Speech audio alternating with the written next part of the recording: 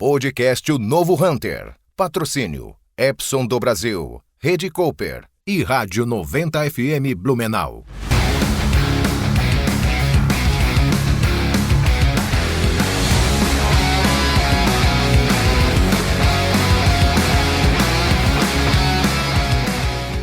Olá, eu sou Roberto Vilela e você está no podcast Novo Hunter. Nosso podcast tem como principal objetivo trazer pessoas que fazem a diferença nos seus mercados e que possam agregar aí conhecimento significativo para nós e para você que está aí acompanhando, né, DJ? É isso, e hoje a gente vai falar de temas muito saborosos com a Mirella, que é da Portos Padaria Artesanal, né?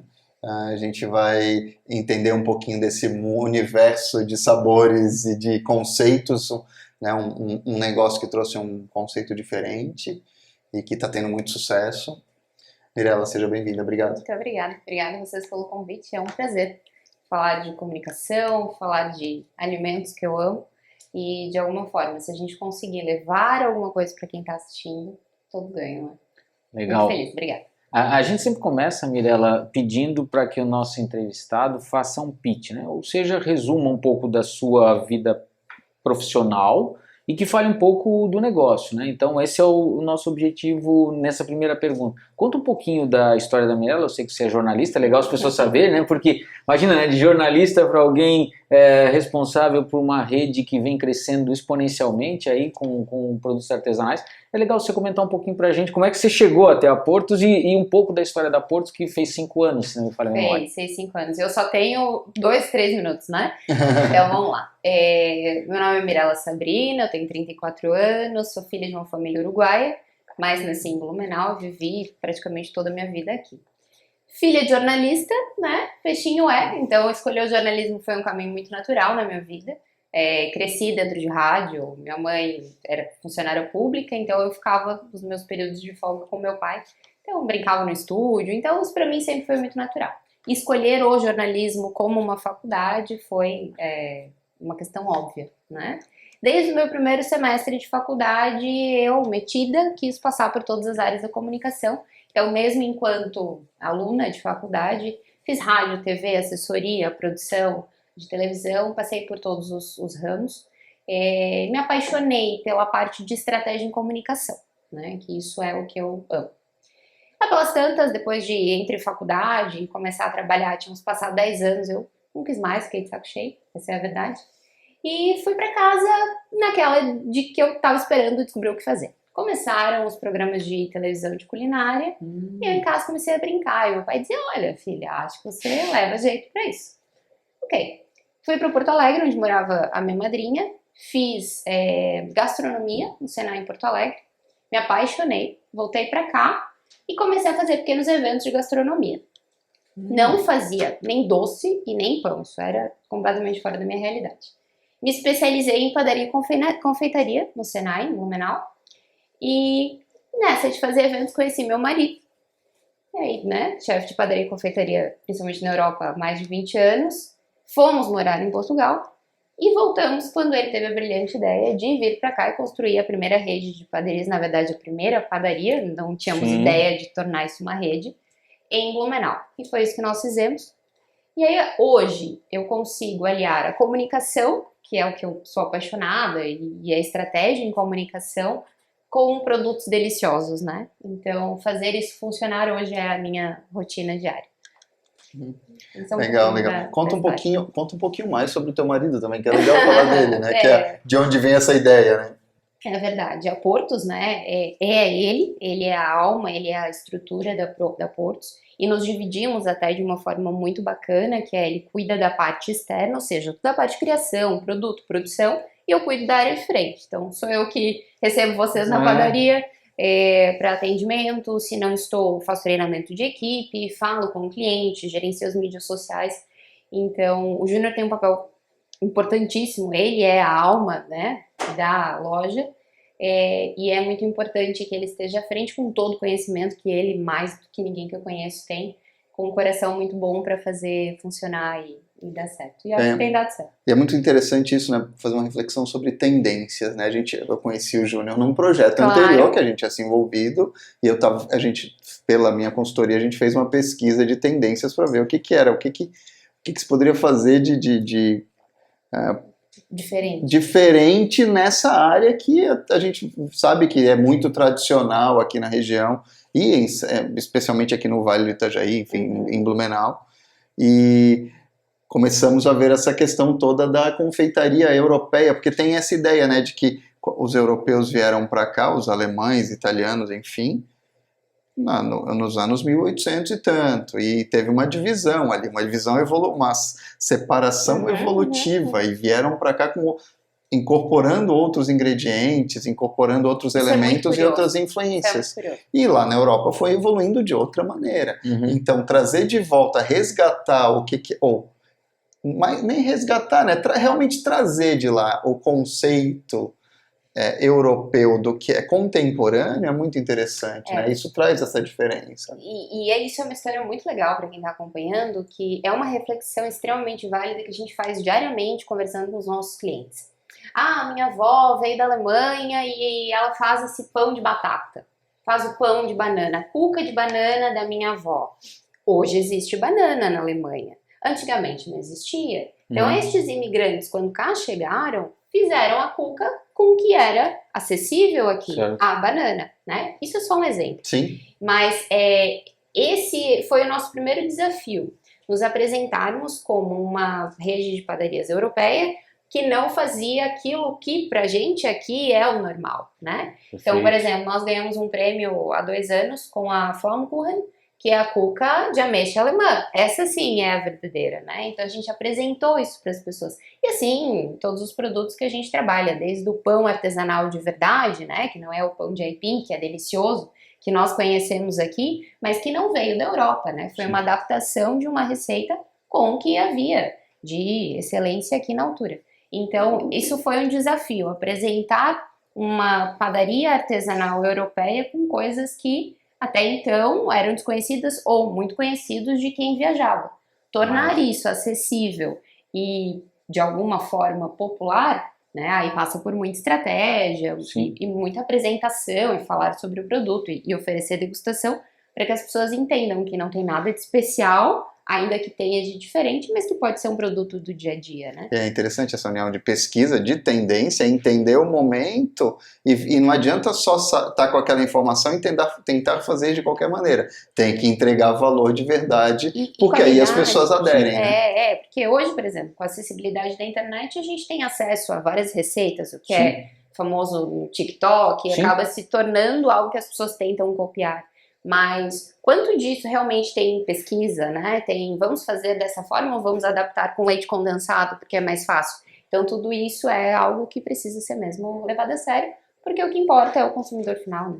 Isso em todas as áreas. Deixa eu entrar um pouco no viés do negócio mesmo, do business. Vocês começaram com um projeto de uma padaria com uma proposta, como você falou, europeia, tal, com produtos diferenciados, fermentação natural, enfim. Mas eu imagino que naquele momento, no início do projeto, não existia uma expectativa de um crescimento tão grande num curto intervalo de tempo. Nós estamos falando de 5 anos. Quando a gente fala de negócio, 5 anos é pouco tempo para um crescimento tão significativo. Hoje a gente sabe que a Portos está posicionada tanto em Blumenau quanto em Balneário Camboriú, e com mais de uma loja em cada um desses ambientes, né? Em Blumenau são 4 lojas, né? Então em Balneário Camboriú uma, e a gente vê um crescimento muito expressivo, uma identidade muito bem definida, né? Como é que foi esse processo? Vocês, não sei se estavam preparados ou foram tipo abastecendo esse avião em pleno voo, né? Do tipo, estamos crescendo, tem demanda, vamos lá, como é que a gente faz? Ou já existia desde o início ali da concepção do negócio, tanto com o Júnior como com você, do tipo, a ideia é essa, nós vamos começar com essa menor, aqui na Vila Nova, mas o nosso projeto é criar uma fábrica de pães na própria Vila Nova, que vai fazer isso, que daqui um pouco vai ter, sei lá, franquias, assim sucessivamente. Como é que foi isso? Ou ainda não estava definido? Sim e não para várias perguntas. Quando nós construímos a primeira, a ideia era que fosse uma loja menor, como na Europa, como nós já havíamos comentado antes, quanto menorzinha a gente sabe que mais charmosa, mais especiais elas são lá fora. Aqui nós já entendemos de cara que o pequeno era mesmo pequeno, né? Só que a parte estratégica, porque nós não imaginávamos ter outras unidades, isso foi acontecendo, foi que o Júnior, habituado a trabalhar com produção europeia, em que lá há uma central, um centro de distribuição, que é uma fábrica, e diferentes lojas. Então, o que ele fez? Ele já fez a nossa área de frente menor, para que nós pudéssemos ter uma produção maior, e se eventualmente tivéssemos mais lojas, estaríamos adaptados. E foi o que aconteceu. Com 3 meses, nós começamos a falar sobre a nossa primeira loja, porque o shopping nos procurou, que foi a primeira unidade. Levou um ano esse namoro, né, entre contrato, vai para frente, vem para trás. No segundo ano, então abrimos essa no começo do ano, em outubro inauguramos Balneário Camboriú, que foi o nosso primeiro grande projeto, porque é uma loja muito grande. Sim, verdade. E aí depois começaram a surgir as outras. Então, a ideia da expansão foi acontecendo. E hoje nós só temos estas unidades porque é tudo muito calculado, né? Nós já tivemos convites e fomos ver Itajaí, Camboriú, Balneário, enfim, todas as lojas, Pomerode, Indaial, né? Só que nós temos primeiro os pés no chão, né? Para que a gente possa fazer com qualidade e entregar aquilo que a gente precisa entregar.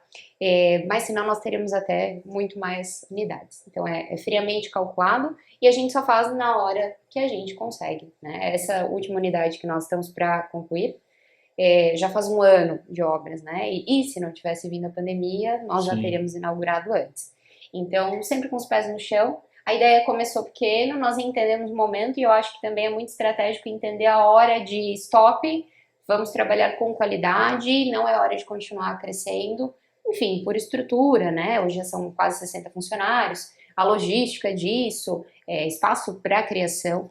Então, a gente vê hoje, até fizemos uma recapitulação desses 5 anos de empresa, como é que foi, como é que nós chegamos, entendemos o que nós queremos daqui para frente, então trabalhar com qualidade, manter as unidades que nós temos. Porque você é uma atividade de capital humano intensivo. Sim. E capital humano, a gente sabe, tem suas delicadezas e complexidades. A mão de obra, e a né? mão de obra é delicada, né? E porque você tem que treinar, é uma coisa específica, ele não vai vir com a receita de outro lugar. Não vai. São hábitos diferentes que tem e processos diferentes. Né? E você tem também a questão que são perecíveis, né? O produto tem um tempo de prateleira determinado, né? A nossa loja não fecha, né? A nossa produção é 24 horas por dia.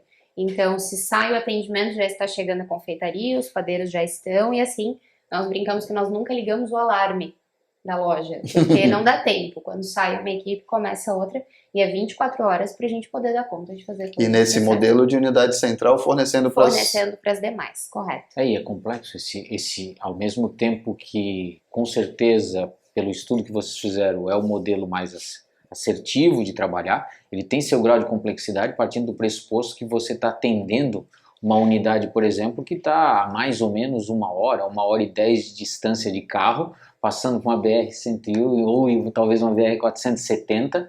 Fora de temporada, né? Fora de na temporada é muito pior. Na temporada é muito pior, com um grau de complexidade muito grande, né? De você manter aquela unidade abastecida com produtos perecíveis, que nem você falou, que tem que estar tudo fresco, com uma aparência, porque existe panificadores e panificadoras, padarias e padarias. E a proposta de vocês está muito claro para quem visita as lojas e conhece, que é entregar um produto que não somente tenha sabor, como tem um visual, né? A aparência está muito presente. E aí onde entra isso, né? O transporte, a logística, eu acredito que seja um dos pontos complexos dos negócios. Nós somos muito criteriosos no sentido de, se o produto não está bonito, ele não fica na vitrine, né? E isso precisa de um acompanhamento. Complexo isso. As fotos que eu faço, as fotos das nossas redes sociais, eu costumo brincar que o produto sorri para mim, né? Então não são fotos produzidas, não tem uma equipe, é eu, meu celular e nós, produto e eu, conversamos. Então, o produto me diz quando ele quer ser fotografado. E é muito bobo, mas a sensação que eu quero é que o meu cliente, quando sente para comer, ele vai ter exatamente aquele produto que ele viu na foto. Não uma experiência fantasiada, né? Que Porque a gente que tem é casos lindo e na casos teoria. exatamente, de redes de fast food que Exato. a foto do sanduíche ou do produto é uma coisa maravilhosa, quando você vai ver ao vivo é uma tristeza, né? Então a ideia de ser real é uma das coisas Legal. que eu trouxe da minha comunicação, implementei na Portos e deu super certo, né? A gente acha divino ver isso em catálogos, em outras fotos, mas pra gente o que funciona é o real. Eu quero que meu cliente tenha uma experiência real. Então isso tudo tem que ser um cuidado todos os dias. O DJ falou de uma questão importante que é a mão de obra, né? Então, assim, as pessoas, como lidar com as pessoas, com essa situação toda. Você falou de praticamente 60 funcionários, distribuídos em 5 unidades diferentes. Como é que funciona o modelo de gestão? Porque você tem tanto o funcionário que fica na retaguarda, que fica na fábrica, que está produzindo, que está escondido, Certo? que tem um determinado perfil, e você tem aquela galera de frente, que é o que vai atender o cliente, seja no litoral, que você vai ter diferentes nacionalidades, diferentes realidades do cliente que vai ali, então precisa de muito treinamento. Como é que vocês conseguiram, aproveitando, já emendando assim, durante a própria pandemia, né? Eu visitei muito as lojas durante a pandemia e tal, manter essa galera concentrada, motivada, porque, quer queira ou não, é um trabalho desgastante e eu não sei como é que é o nível de rotatividade nesse tipo de trabalho. Então comenta pra gente, porque é uma das coisas que mais as pessoas que vêm aqui conversar com a gente, né, os CEOs comentam, né, a escassez da mão de obra qualificada, a retenção dessa mão de obra, a atração. Como é que funciona num negócio tão delicado como é o negócio de padaria artesanal? Primeiro nós lidamos com alimentos, né? E com pessoas. Então isso já torna o nosso nível de buscar o melhor lá em cima, Sim. né? A mão de obra de produção, eu não vou dizer que é mais fácil, mas é um pouco menos difícil, porque as pessoas são profissionais desta área. Certo. Atendentes de padaria, não existe uma faculdade, né? Então Sim. não é toda gente que sonha em ser um atendente de padaria. Então, o que nós fazemos? Procurar fidelizar o atendente é a principal coisa, porque é trabalhoso ensinar todos os produtos, ensinar todos os códigos, né? Qual é a nossa metodologia de atendimento? E daqui a 3 meses o meu colaborador quer outra coisa da vida. Então, trabalhar isso é uma constante. E não acredito que seja só na nossa área, né? Que seja, enfim, em todas as áreas, que você demande uma mão de obra não especializada, não é especializada a palavra, mas enfim, existem pessoas que são atendentes de padaria há anos e esses sim já são especializados. Mas tipo, sem uma faculdade para isso, né? Sem uma graduação. Os que eu tenho são maravilhosos, são pessoas com quem a gente trabalha atendimento e isso é muito legal. Como eu não estou só na retaguarda, eu estou na frente, então eu consigo acompanhar, infelizmente não todas as casas como eu gostaria ao mesmo tempo, mas eu consigo ver a coisa acontecer. E aí, esse respaldo rápido já corrige, já sugere alguma coisa, por exemplo, essa embalagem é muito grande para esse produto, o produto vai ficar solto. É algo que a gente precisa pensar o tempo inteiro, né? E isso, claro, na minha realidade, mas certamente vale para outras. Então, trabalhar a fidelização do colaborador é fundamental. Seja com treinamento, seja com oferecer alguma coisa que seja atrativo a ele para continuar na empresa. Né? A equipe de produção tem acesso hoje a algo que só teria em São Paulo ou indo para outros centros, outros países, para aprender conhecimento destes produtos que nós fazemos. Então isso já é uma bagagem. Isso já é atrativo. É mais fácil, atendimento é um pouquinho mais difícil, mas trabalhar isso é constante, é absolutamente todos os dias. Mas eu tenho uma equipe muito boa. E quais são os desafios de vocês? Tem essa questão do crescimento, além da questão da mão de obra, o que mais você poderia dizer que são desafios hoje para Portos? Desafios são, nós não paramos, né? Isso é uma coisa que nós nos cobramos e entendemos que de alguma forma isso faz com que a Portos seja quem a Portos é. Salvo na pandemia, que nós não conseguimos fazer essa viagem que todos os anos nós gostamos de fazer, a nossa viagem nunca é só uma viagem, né? A gente trabalha o tempo inteiro, do momento que a gente chega no aeroporto ao momento que a gente volta, buscando atualizações. Então, assim, somos uma confeitaria europeia, o que está sendo feito na Europa hoje? Porque existe a parte de fazermos o que já é tradição e já é feito na Europa há anos e anos e não se mexe, com a melhor qualidade que seja possível, com produtos e equipamentos portugueses, receitas originais. Mas o que acontece hoje, né? O que é moda na Europa hoje? E isso é uma atualização constante. É ainda mais visível nos nossos pães. Nós, apesar da alma portuguesa, amamos a panificação alemã. Ela é riquíssima, principalmente pelos pães de centeio, e sempre há coisas novas, né? A gente sempre que viaja traz pães novos.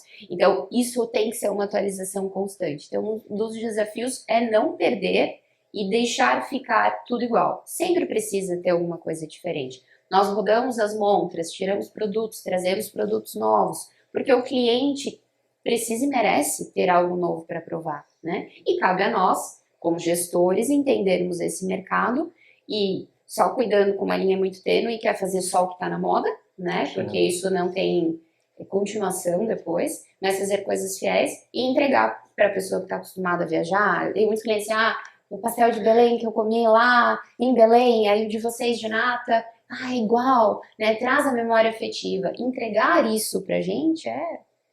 Então a gente pode dizer que vocês estruturam o que é muito utilizada a metodologia de fazer uma pirâmide de estruturação de produto. Você tem o produto que está na base ali da pirâmide, que é o teu dia a dia, que é o clássico, que sempre tem que ter, o pastel de nata, etc, etc. Você tem o intermediário ali, que você tem alguns ajustes e atualizações ou sazonalidades, e você tem o topo ali, que é a inovação, que é o último grito da moda ali. Sempre, sempre. E assim, trabalhar com a sazonalidade, né, a época das frutas vermelhas, a época do figo fresco, a época das ameixas, que a gente adora, sempre trazer isso, porque isso pra já é fresco, né, é legal a gente trabalhar com essas coisas.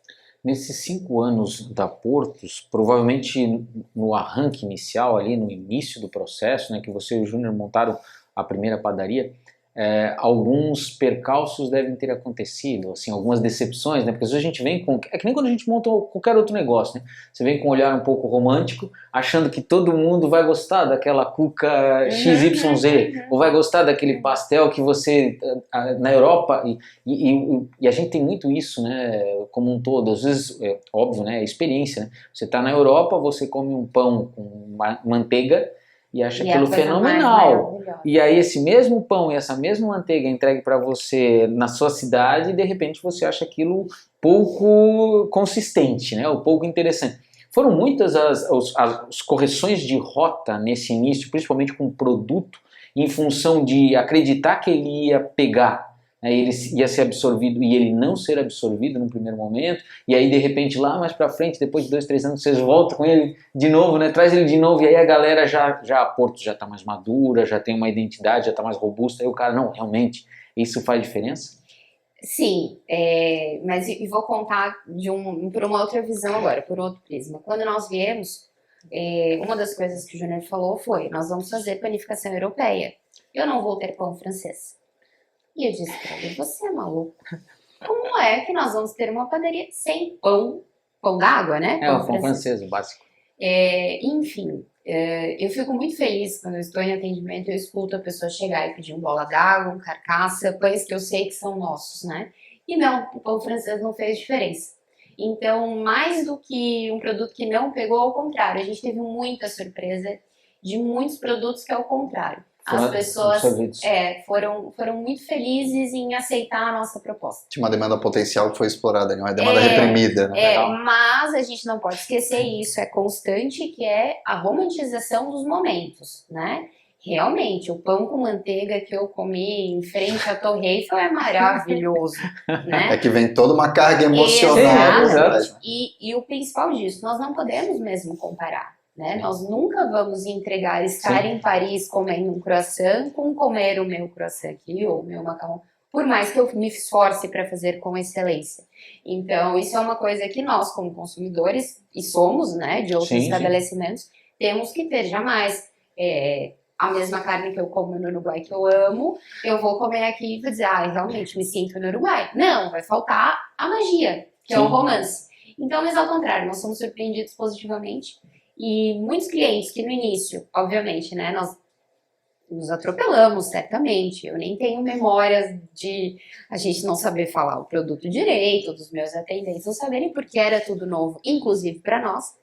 E nós temos muitos clientes que hoje voltam e se tornaram até grandes amigos nossos, e muitos alemães, muitos clientes de fora mesmo, que vivem cá, que dizem isso: eu vi no início, vocês estavam atropelados, e realmente a gente provavelmente estava, como uma empresa que inicia e está aprendendo fazendo na prática, né? Não tem tempo para a gente ensaiar antes como é que vai ser o atendimento com muito movimento. Sim. Quando nós abrimos a Portos, eu havia feito um Instagram e um Facebook para a página.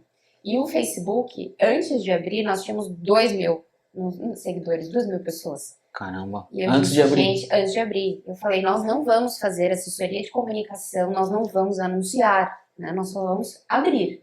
Porque eu fiquei com muito medo disso. Fato é que 2 meses a padaria não parou, a fila batia na parede e nós não dávamos conta, né? Imagina se nós tivéssemos anunciado. A demanda reprimida, quando você pega na curva de ascendência da tendência, é isso aí, né? As pessoas compraram e nos acompanharam nesses 4 meses de obras da primeira loja pela internet, né?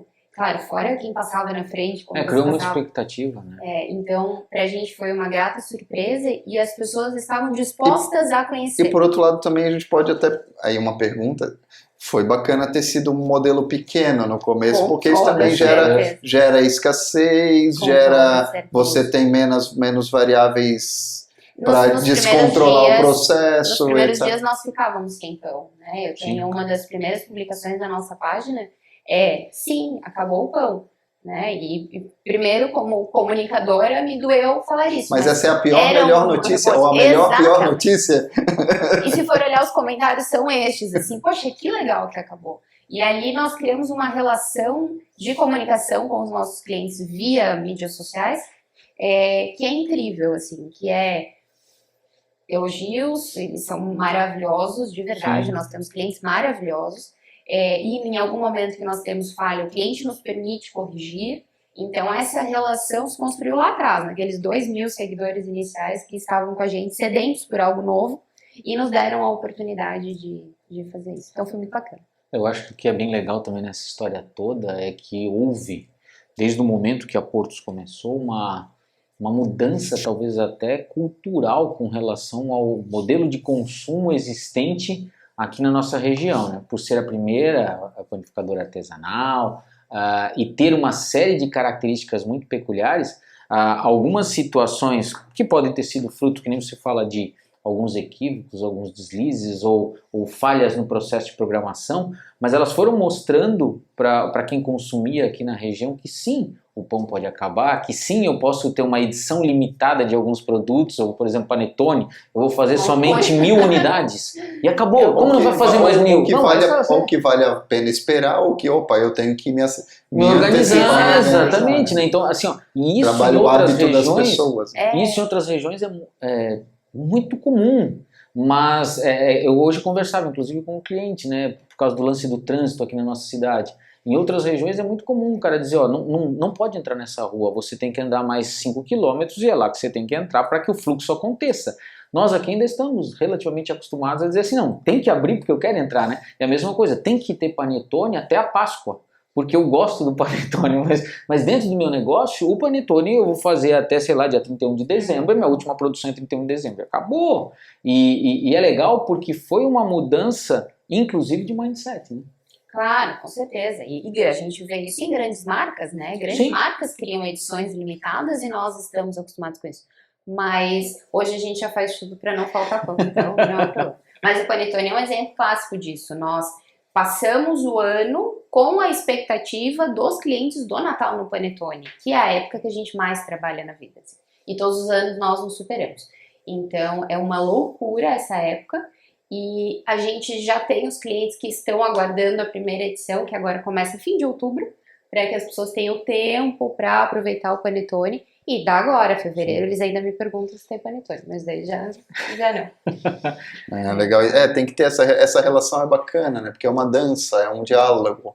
né? É uma relação constante, isso fideliza as pessoas, né? E aí te obriga também a apresentar outras novidades, porque Exatamente. eu não vou ter panetone o ano todo, Exatamente. mas olha aqui que bacana isso aqui que eu apresento para vocês, né? Exatamente. E E ela- tudo com uma história, né? É. Tudo tem uma história. Nunca é um produto que saiu da cabeça do chefe ou da Sim. produção e foi criado. Tudo é. Ou livros, nós já ganhamos vários livros de uma senhorinha austríaca que vive cá e levou para nós de presentes livros pra gente tirar receitas. Então, assim, olha que legal, né? Era herança da família dela, ela resolveu compartilhar, nos Bacana. presentear e dali já saíram receitas para Portos. Então, nada é criação da E nossa essa cabeça. pessoa vira a melhor provadora, né? Com Porque ela tem a memória certeza. Exatamente. afetiva Sim. daquele. E sabe uma coisa que nós fazemos? Como temos muitos clientes alemães, portugueses, né? Sempre que nós lançamos um produto específico, nós chamamos essas pessoas para que sejam os primeiros degustadores.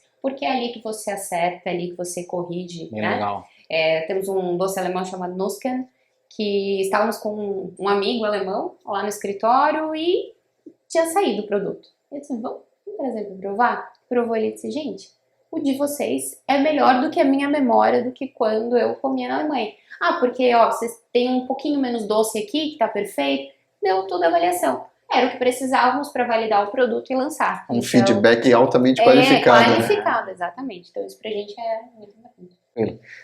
Conta pra gente um pouco como foi a turbulência durante esses últimos 2, 3 anos. Quem trabalha com alimento acabou não sendo impactado num primeiro momento com a necessidade de fechamento dos seus estabelecimentos e tudo mais, ok, mas de uma forma ou de outra foi impactado com relação ao abastecimento dos seus fornecedores e a rotatividade, provavelmente, do ponto de vista sanitário, dos seus Ou funcionários, variação né? de preço de insumos, por Não, e exemplo. até a questão sanitária, né? O cara estava lá, diagnosticava Covid, ele se afastava. E você trabalha, qualquer negócio promissor, ele trabalha com tudo muito bem equilibrado, não tem reserva, né? Não tem, eu vou ter mais Porque de 3 alimento- padeiros de reserva, né? Ou alimento, né? Eu não posso ter muito mais farinha de estoque, porque tem Sim. validade. Como é que foi isso, Mirella? Foi extremamente desafiador ou não? Como é que vocês lidaram com esse contexto todo? Enfim. Foram situações diferentes, né? Na altura nós tínhamos loja do shopping, que fechou totalmente, né? Sim, essa foi... E sem previsão de reabertura, então acho que o máximo nós chegamos foram períodos, nós chegamos a ficar 20 dias totalmente fechados. Balneário Camboriú, que vive basicamente das pessoas que vão a passeio e no fim de semana, e com uma alta taxa de idosos, então Sim. fomos fortemente Eles impactados. sendo... Seguraram em casa e não... Então, essas duas lojas a gente teve um impacto tremendo. A Vila Nova, que a gente diz que é uma loja abençoada, não mudou em nada. Inclusive no momento em que nós precisamos tirar salão, né? Tirar todas as mesas, não era possível o consumo no local, só pegar para levar. Seguiu igual, né? Eu lembro, Então, eu fui dezenas de vezes fazer isso lá. E pegar o bolinho, porque as pessoas estavam em casa. Muitas delas, as empresas tinham mandado os colaboradores para se resguardar em casa. Então, o desafio foi produto, né? Porque em algum momento a farinha ficou absurda, não chegou. Embalagens, né? Como é que eu vou entregar um produto se eu não tenho onde? Então, isso foi super desafiador. E colaboradores, né? Os colaboradores foram os mais afetados, com períodos que chegaram a 21 dias de um colaborador. E aí, como é que você rotaciona? Nós passamos por essa pandemia até que muito bem, perto de muitas empresas que nem conseguiram se manter abertas, né? Então, nós passamos muito bem, mas extremamente antenados e preocupados com como vai ser o amanhã. O que vai acontecer? Porque nós não sabíamos o que seria da pandemia, né? Todos nós. Sim. Então, será que amanhã nós estaremos abertos? Quanto eu compro de matéria-prima?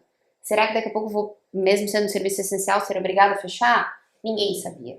Então, foram 2 anos e um pouquinho ali bem período de gestão de guerra, né? E muito... Totalmente, né?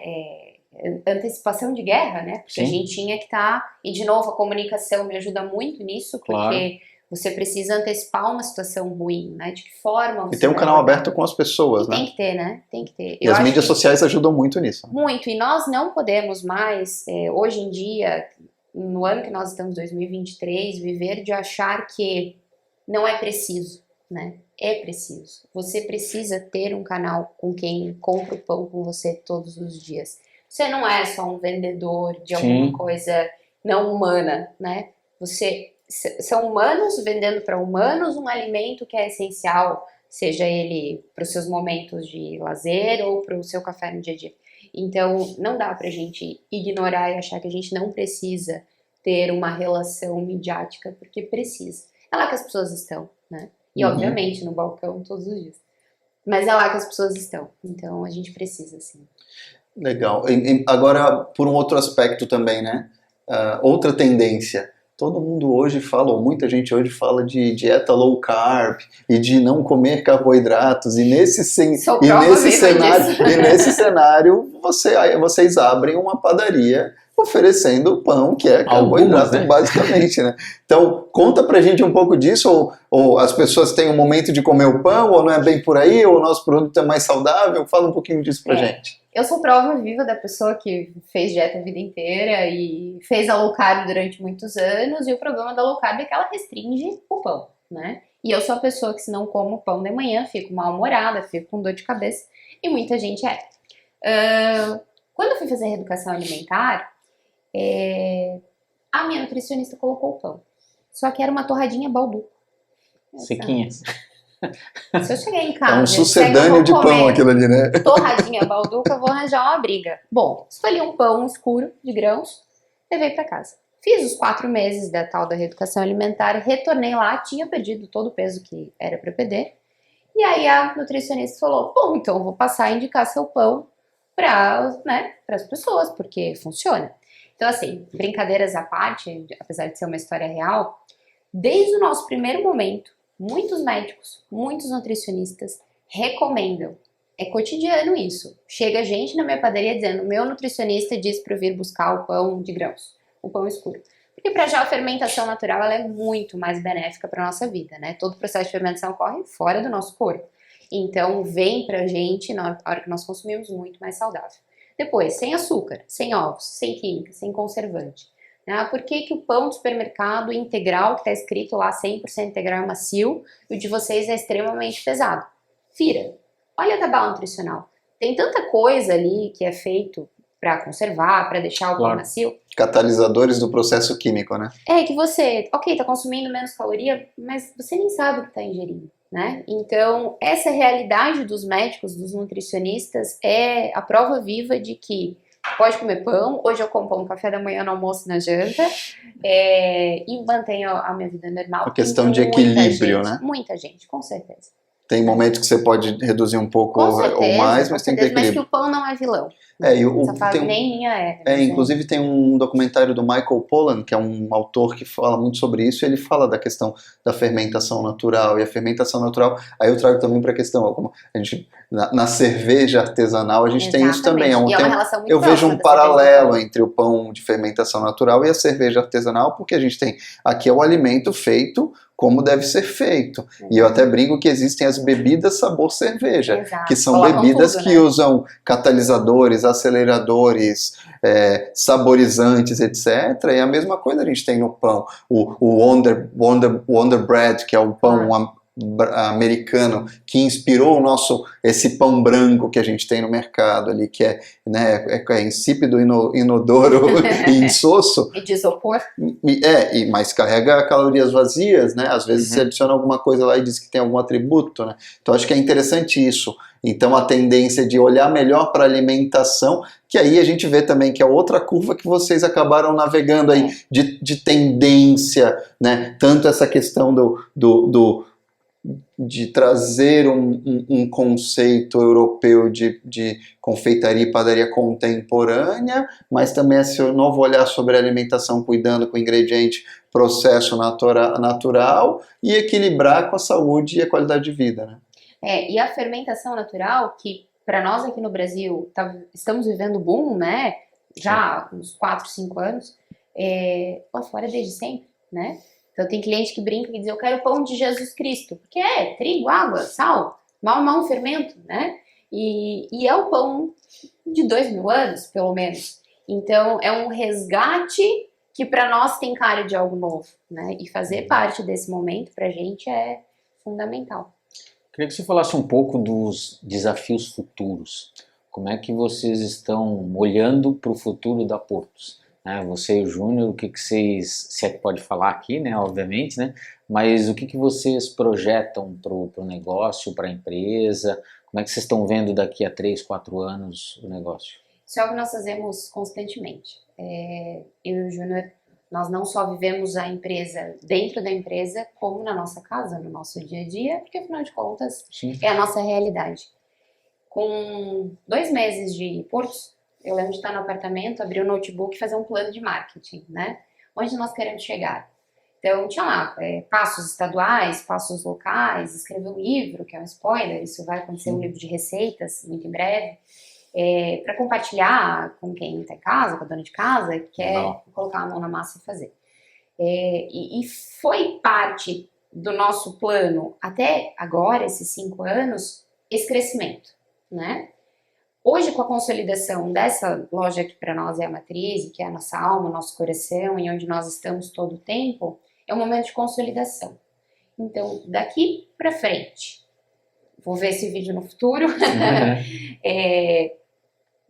provavelmente não mais lojas, não mais expansão, e qualificar o que nós já temos. Porque entendemos que fomos a rede de padarias artesanais que mais cresceu em Santa Catarina em muito pouco tempo, agora 5 anos, mas o momento é de consolidar, fazer o nosso melhor ainda mais, né, que já é uma preocupação nossa, e estabilização, né, estabilizar, chegamos onde nós queríamos, somos gratos diariamente por todo mundo que nos acompanha, até na nossa publicação de 5 anos, muita gente nos deixou muito feliz dizendo que está com a gente desde a primeira semana.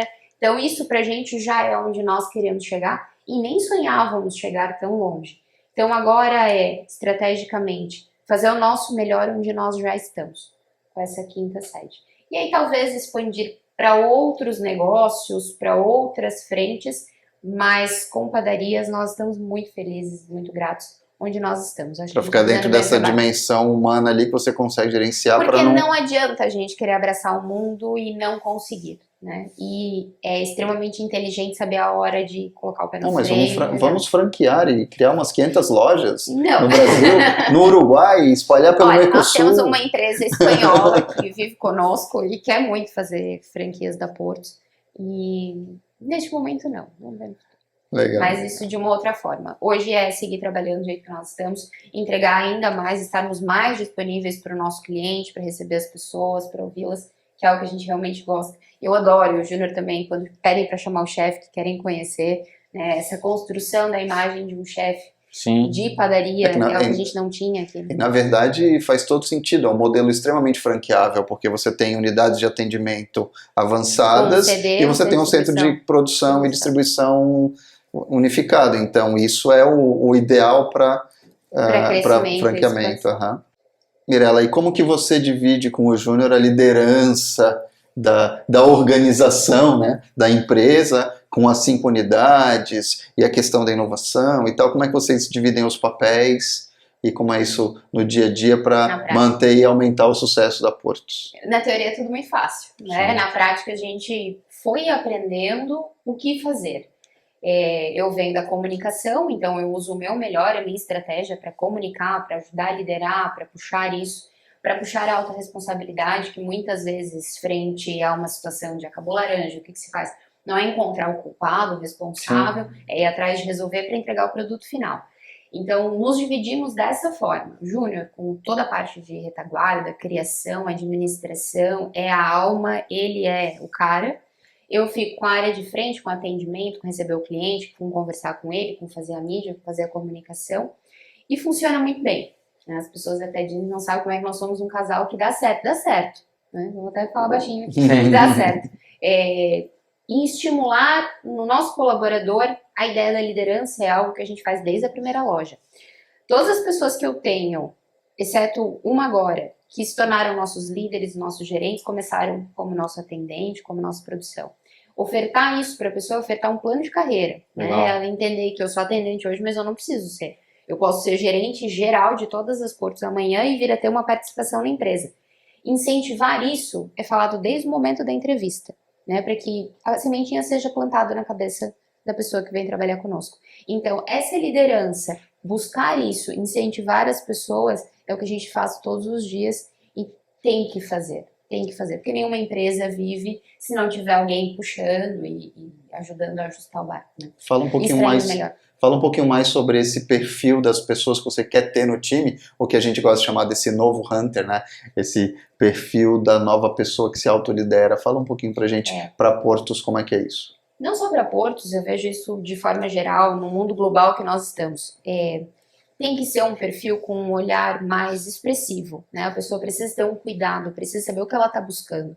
Criar novos líderes ou pegar uma pessoa que tenha uma faísca de liderança e trabalhar isso para frente, tem que ser o perfil desse novo hunter, né? Tem que ser alguém que queira pensar fora da caixa, que queira fazer diferente, que saiba onde ponderar. Então isso é fundamental. É o que eu procuro no meu atendente, é o que eu procuro no meu confeiteiro, no meu padeiro, nos meus fornecedores, porque a pessoa precisa estar antenada. Olha, viu uma embalagem, vocês usam alguma coisa assim? Então é estar cercado de pessoas, mas isso parte por nós, né? Nós precisamos começar dizendo que nós somos assim, que temos isso de uma forma natural, para que todo o resto flua. Então eu acho que esse perfil de pessoa tem que ser uma pessoa agressiva, no sentido de buscar, de pensar fora da caixa, de pensar no novo, de dar sequência, porque é muito simples a gente criar alguma coisa e deixar a história morrer, né? Então, de dar sequência, acho que isso é o que precisa, esse novo perfil do líder de hoje em dia.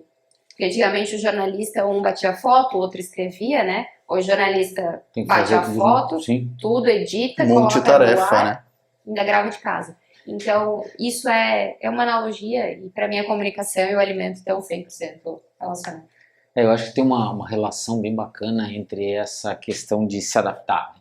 Que é o que você acabou de citar do jornalista e do colaborador que trabalha na empresa e que vai ser esse novo hunter. Ele tem que ter, acima de tudo, essa agressividade que é a atitude de se adaptar no momento de acordo com o que acontecer. E é isso que vai fazer a diferença e por isso que algumas pessoas de fato se destacam. E aí é onde vem aquela história, né? Por que o fulano teve sucesso e eu não tive? Normalmente é porque o fulano teve atitude, né? Aquela sorte. A sorte dele entendida como atitude, a sorte dele entendida como adaptabilidade, a sorte dele entendida como disciplina ou tenacidade. Essa é a sorte dele. Né? E aí ele caiu e ele levantou, e ele caiu de novo, ele levantou, até que uma hora deu certo. É mais ou menos isso, né? E estar atento a quem é essa pessoa, né? Oportunizar os colaboradores de saberem que eles estão sendo olhados. E que isso é muito bom. Que cabe a ele, porque tem gente que não quer ser líder. E tá tudo bem, né? E tem gente que tem a liderança natural. E você começar a observar essa pessoa, sem que ela saiba ainda. E vai. E para essa pessoa se tornar um líder teu de fato, se já tá dentro dela, é o que precisa, né? Então, cabem a quem está por trás da liderança ter esse olhar também carinhoso, de buscar essa outra pessoa. Porque é muito mais simples a gente abrir uma vaga de emprego e trazer um gerente. Mas é muito mais especial quando você vê alguém que começou como atendente se tornar alguma coisa. Mirella, eu queria te agradecer, foi muito bacana conhecer a história e que eu acompanhei com o Júnior lá desde 2016, quando a gente fez o projeto lá, pesquisando esse conceito europeu e que acabou, né, virando outra empresa e também depois, né, combinou com a Portos. É muito legal ver isso acontecer, esse entender o momento de quando a curva de tendência está subindo e surfar essa onda, mas entregando o valor real, o produto certo, do jeito certo, na hora certa, faz diferença, né? Faz diferença, né? Então, e também aproveitando a mudança de comportamento das pessoas para melhor, né? Muito bacana, foi um prazer conversar com vocês e com você, né? E obrigado. De alguma forma com o Júnior. Também, né?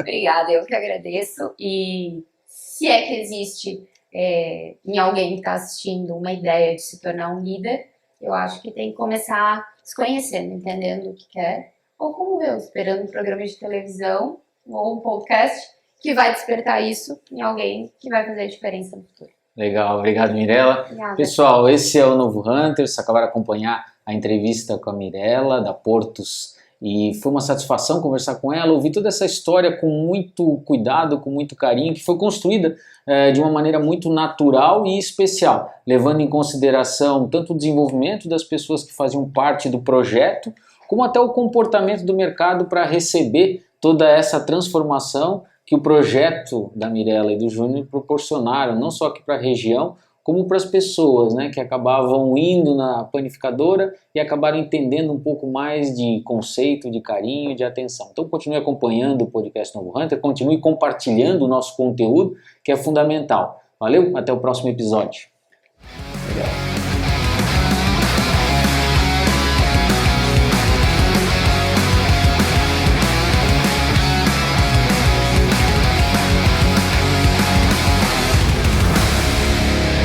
Podcast O Novo Hunter. Patrocínio Epson do Brasil, Rede Cooper e Rádio 90 FM Blumenau.